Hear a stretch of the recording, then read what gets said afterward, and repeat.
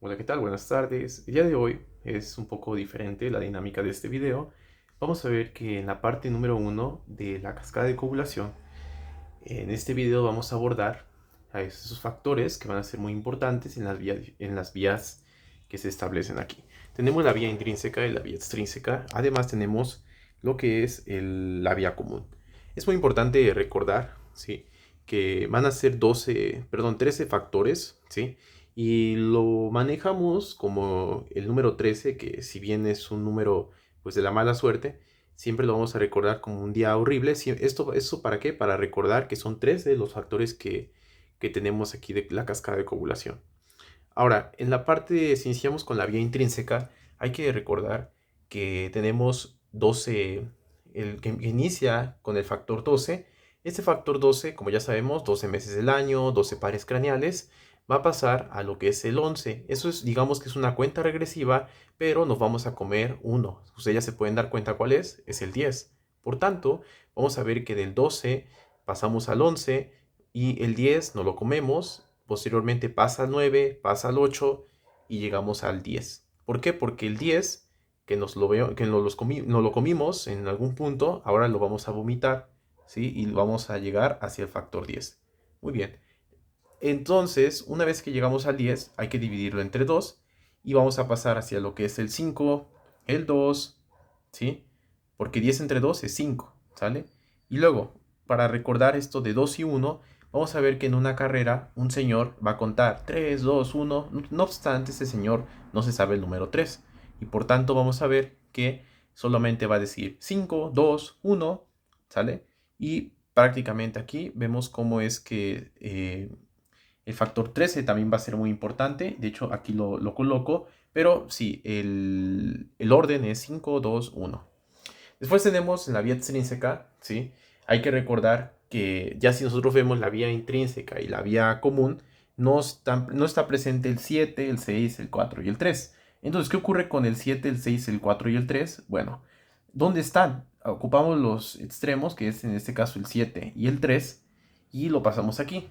Del 3 pasa 7 y luego al 10.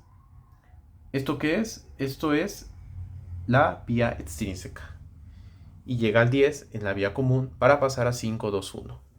Entonces, también en el laboratorio vamos a medir los tiempos de tromboplastina parcial, los tiempos de protrombina y los tiempos de trombina.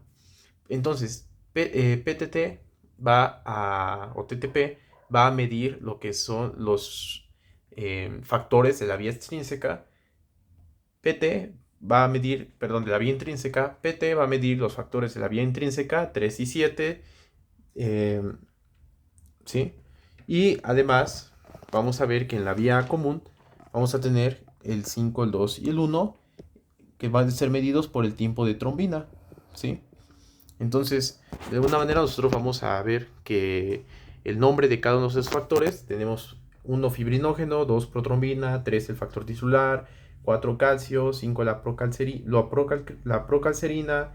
7 la proconvertina, 8 el antimofílico A, 9 antimofílico B, el 10 es el factor de Stuart, el 11 es el antimofílico C, el 12 es el de Hagemant, el 13 es el estabilizador de fibrina y también tenemos la precalicreína, que es el Fletcher, y el cininógeno de alto peso molecular, el Fitzgerald. De esta manera nosotros terminamos con el estudio de la primera parte de la cascada de coagulación. En esta segunda parte nosotros vamos a hablar ya cómo es que se va a activar cada uno de estas reacciones, sabiendo que el producto de cada reacción va a ser la enzima de la siguiente reacción.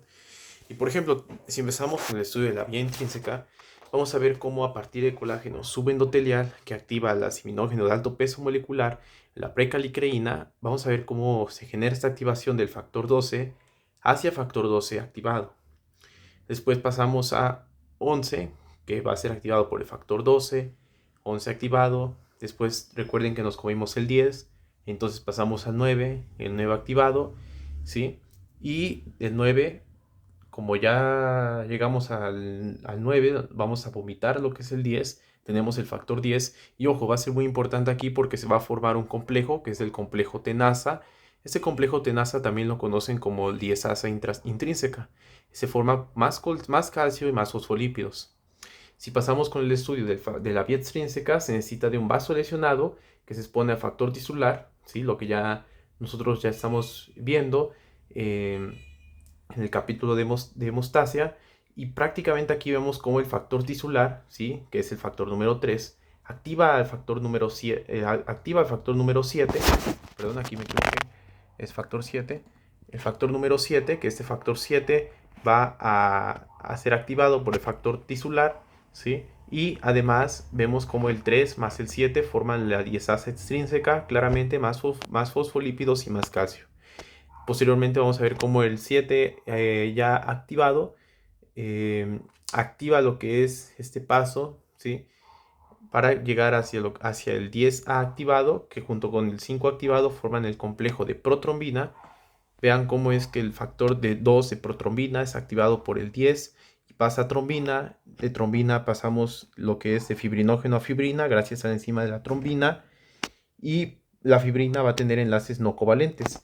Nótese cómo, ¿sí? En el caso de la fibrina insoluble va a tener enlaces covalentes, y eso va a ser a través del cambio gracias a lo que es el factor 13. Es muy importante destacar que la A es de activados porque prácticamente se van a encontrar en plasma y van a ser siminógenos inactivos que necesitan activarse. Muchas gracias. Espero les haya gustado y que tengan un buen día.